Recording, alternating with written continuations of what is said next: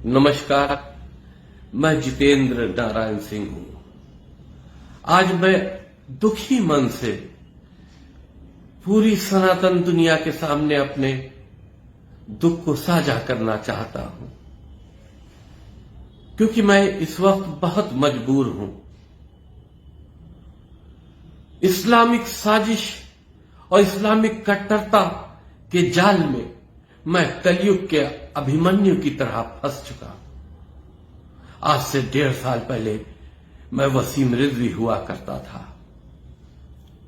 तब मैं 2 बार राजमंत्री दर्जा प्राप्त रहा।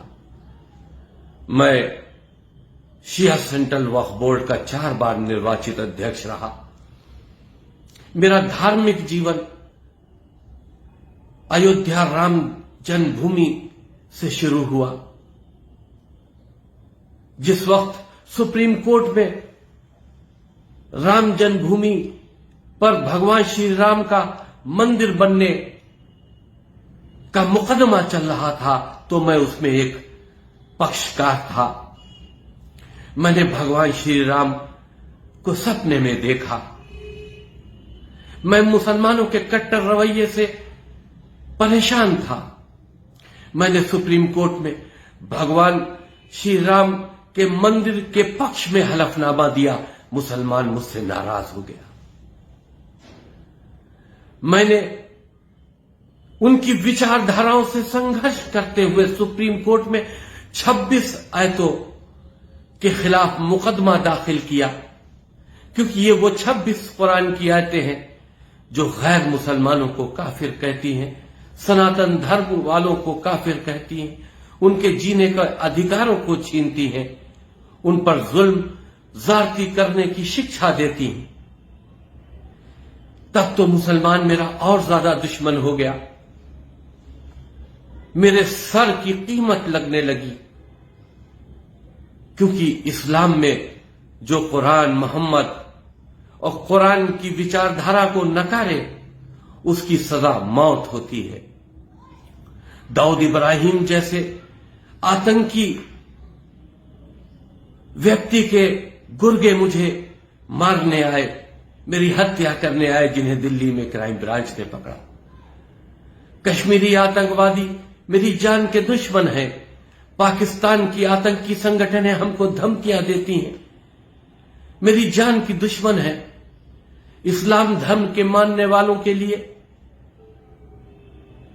उनकी तलवारें मेरी गर्दन को तलाश रही हैं, लेकिन मैं घबरा नहीं रहा था और न आज घबराया हूं। मुझे 4 महीने हरिद्वार की जेल में रखा गया। मैं नहीं टूटा।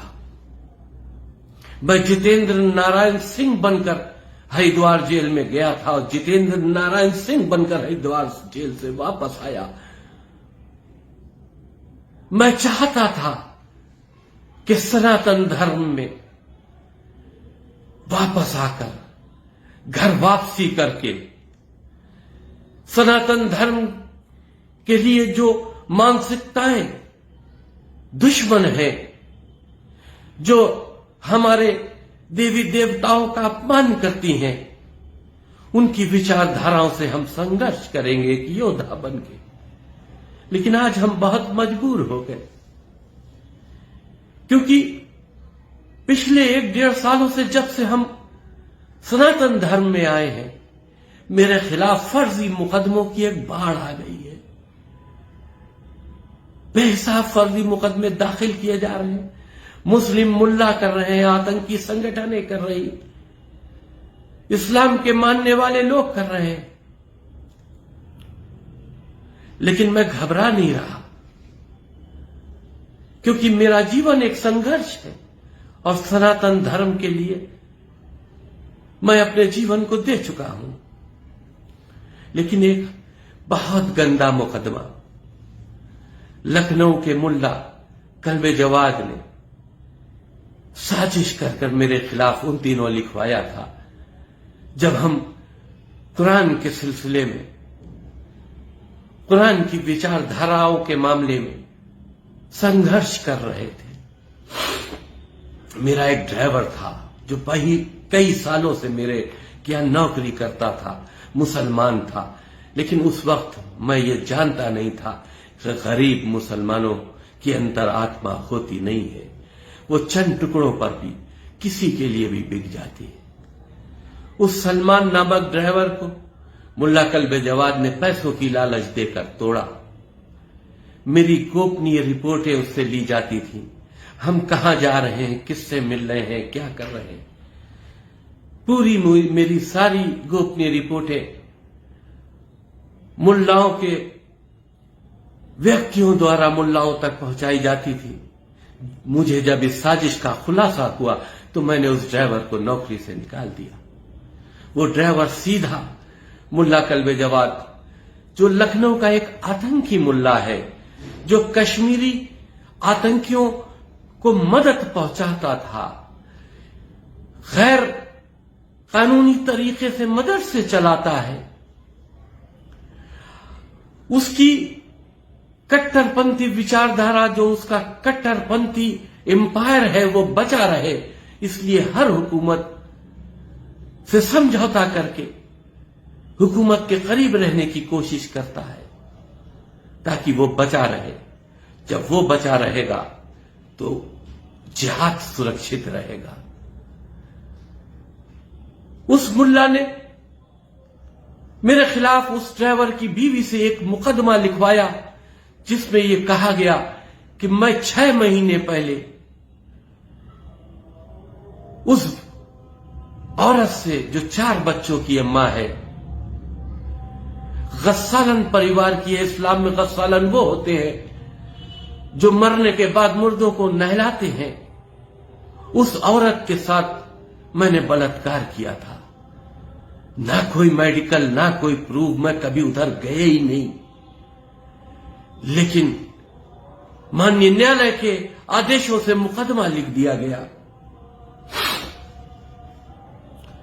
पैरवी होती रही उसकी जांच। एक कट्टरपंथी आईओ जो शहादतगंज में नियुक्त था एसएसआई पद पर, एसएम जैदी, उसको दे दी गई, जो मुख्तार अंसारी का भी करीब है। पुराने लखनऊ में जब मुख्तार अंसारी की प्लाटिंग हुई तो उसकी जमीन पर मकान बनवा कर रहता है। मुल्ला कल्बे जवाद का करीबी है। मुल्ला के कहने पर उसने साजिशन फर्जी गवाहों के जरिए उस केस पे 1 साल जांच की, लेकिन इधर 2-3 महीनों से जब उनको ये पता चला, आतंकी संगठनों को, इस्लामिक कट्टरपंथी संगठनों को, कि हम कुरान के ऊपर एक वेब सीरीज बना रहे हैं, ये मेरा अधिकार है, जो सच है उसको दुनिया के सामने रखा जाए, इसमें कोई बुराई नहीं है। तब मुल्ला अंदर अंदर सक्रिय हो गए और कट्टरपंथी आईओ से मिलकर मेरे खिलाफ गैर जमानती वारंट ले लिए गए। मेरे घरों की कुर्की की अब नौबत आ चुकी है। मेरे खिलाफ पुराने लखनऊ के थानों से पुराने केसेस में चार्जशीट लगाई जा रही है। राम जन्मभूमि एक फिल्म मैंने बनाई थी जो सेंसर बोर्ड से पास होने के बाद रिलीज हुई थी। आज से 5 साल पहले उसके खिलाफ किसी व्यक्ति ने, जो इस्लाम धर्म से ताल्लुक रखता था, एक मुकदमा थाना चौक में लिखवाया था। कोई फिल्म की रिलीज होने पर बवाल नहीं हुआ, फिल्म सेंसर बोर्ड से पास है, लेकिन उसके बावजूद 1-2 महीने पहले उसमें मेरे खिलाफ चार्जशीट लगा दी गई। शहादतगंज थाने से 2-2 मुकदमों में चार्जशीट लगा दी गई। मैं बहुत परेशान हूं, मेरे खिलाफ फर्जी मुकदमे किए जा रहे हैं। मैं पिछले 2 महीने से, जो मेरे संगठन मेरी मदद करते थे, जो राम जन्मभूमि में और दूसरे इश्यूज में मेरा साथ देते थे, चाहे वह राष्ट्रीय स्वयंसेवक संघ हो, चाहे विश्व हिंदू परिषद हो, या सनातन धर्म के वो महामंडलेश्वर हूं। मैं पिछले 2 महीनों से सबसे संपर्क कर रहा हूं, मेरी कोई मदद करता नहीं, लेकिन सब आश्वासन देते हैं कि मैं आदरणीय मुख्यमंत्री जी से बात करूंगा। लेकिन हालात तो बदतर होते चले जा रहे हैं। मैं एक अनाथ की जिंदगी सनातन धर्म में घर वापसी के बाद बिता रहा हूं, लेकिन इन बातों से मेरी इस्लाम धर्म के मानने वाले मुल्ला जो मुझे तकलीफें दे रहे हैं, वो कट्टरपंथी मुल्ला खुश ना हो, क्योंकि ये मेरे सनातनी परिवार की अंदर की बातें हैं। तुम्हारी विचारधारा के खिलाफ जब तक मैं जिंदा हूं लड़ता रहूंगा। अगर मेरा जीवन समाप्त हो गया तो मेरे चिता की अग्नि भी इस्लामिक कट्टरता को ललकारेगी। लेकिन मैं मजबूर हूं। मैंने आदरणीय राष्ट्रपति जी से